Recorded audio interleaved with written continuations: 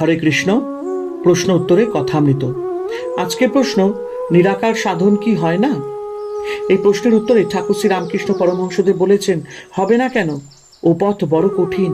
আগেকার ঋষিরা অনেক তপস্যার দ্বারা বোধ করত, ব্রহ্ম কি বস্তু অনুভব করত।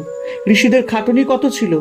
নিজেদের কুঠির থেকে সকালবেলা বেরিয়ে যেত, সমস্ত দিন তপস্যা করে সন্ধ্যার পর আবার ফিরত, তারপর এসে একটু ফলমূল খেত। এই সাধনে একেবারে বিষয় বুদ্ধির লেশ মাত্র থাকলে হবে না। রূপ, রস, গন্ধ, স্পর্শ, শব্দ এসব বিষয় মনে আদপে থাকবে না, তবে শুদ্ধ মন হবে। সেই শুদ্ধ মনও যা, শুদ্ধ আত্মাও তা। মনেতে কামিনী কাঞ্চন একেবারে থাকবে না। তখন আরেকটি অবস্থা হয়, ঈশ্বরই কর্তা, আমি অকর্তা। আমি না হলে চলবে না, এরূপ জ্ঞান থাকবে না সুখে দুঃখে।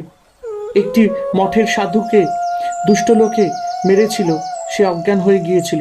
চৈতন্য হলে যখন জিজ্ঞাসা করলো, কে তোমায় দুধ খাওয়াচ্ছে, সে বলেছিল, যিনি আমায় মেরেছেন তিনিই দুধ খাওয়াচ্ছেন। হরে কৃষ্ণ। জয় ঠাকুর শ্রী রামকৃষ্ণ পরমহংসদেবের জয়।